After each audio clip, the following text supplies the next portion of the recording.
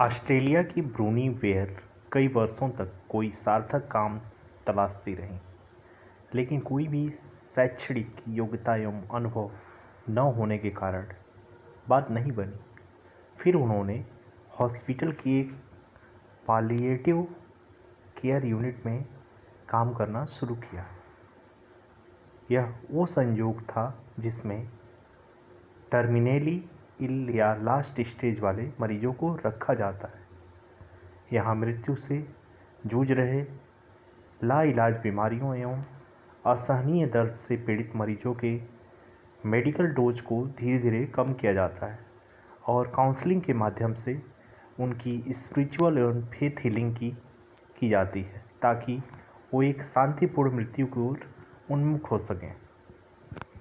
ब्रोनी where ने Britain और middle east में कई वर्षों तक मरीजों की काउंसलिंग करते हुए पाया कि मरते हुए लोगों को कोई न कोई पछतावा जरूर था। कई सालों तक सैकड़ों मरीजों की काउंसलिंग करने के बाद ब्रोनी वेयर ने मरते हुए मरीजों के सबसे बड़े पछतावे, यू कैन से रिग्रेट, में एक कॉमन पैटर्न पाया। जैसा कि हम सब इस यूनिवर्सल ट्रूथ से वाकिफ हैं कि मरता हुआ आदमी हमेशा सच बोलता है। उसकी एक एक बात इपीफैनी अर्थात ईश्वर की वाणी जैसे होती है।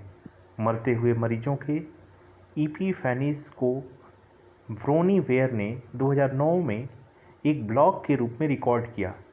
बाद में उन्होंने अपने निष्कर्षों को एक किताब the top 5 regrets of dying के रूप में प्रकाशित किया।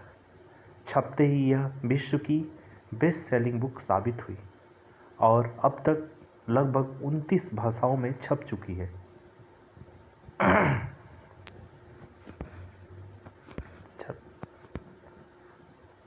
पूरी दुनिया में इसे 10 लाख से भी ज़्यादा लोगों ने पढ़ा है और प्रेरित हुए हैं। ब्रोनी द्वारा लिस्टेड 5 सबसे बड़े पछतावे जो मरते हुए व्यक्ति अक्सर किया करते हैं। पहला, काश मैं दूसरों के अनुसार न जीकर खुद अपने ज़िंदगी जीने की हिम्मत जुटा पाता। यह सबसे ज़्यादा कॉमन रिग्रेट्स था। इसमें यह भी शामिल था कि जब तक हम यह महसूस कर पाते कि अच्छा स्वास्थ्य ही आज़ादी से जीने की राह देता है, तब तक यह हाथ से निकल चुका होता है। दूसरा, काश मैंने इतनी कड़ी मेहनत न की होती। ब्रोनी ने बताया कि उन्होंने जितने भी पुरुष मरीजों का उपचार किया, लगभग सभी को यह पछतावा था कि उन्होंने अपने रिश्ते को समय न दे पाने की गलती मानी। ज़्यादातर मरीजों को पछतावा था कि उन्होंने अपना अधिकतर जीवन अपने कार्यस्थल पर खर्च कर दिया। उनमें से हर एक ने कहा वे थोड़ी कम कड़ी मेहनत करके अपने और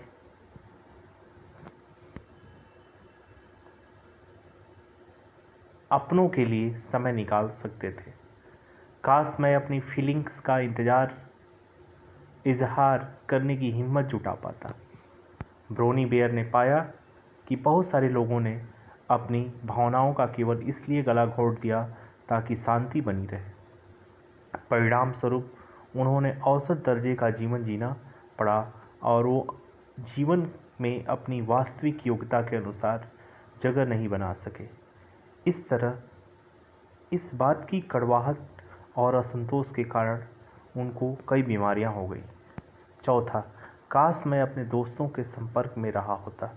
ब्रोनी ने देखा कि अक्सर लोगों को मृत्यु के नज़दीक पहुंचने तक पुराने दोस्ती से पूरे फायदों का वास्तविक एहसास ही नहीं हुआ था। अधिकतर ने तो अपनी ज़िंदगी में इतने उलझ गए थे कि उन्होंने कई वर्ष अपनी गोल्डन फ्रेंडशिप उनके हाथ से निकल गई थी।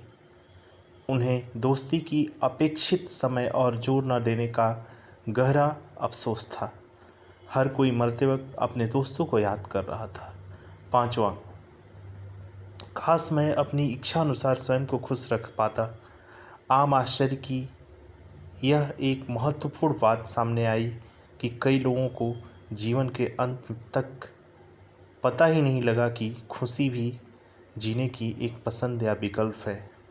हमें यह नहीं भूलना चाहिए कि खुशी वर्तमान पल में है।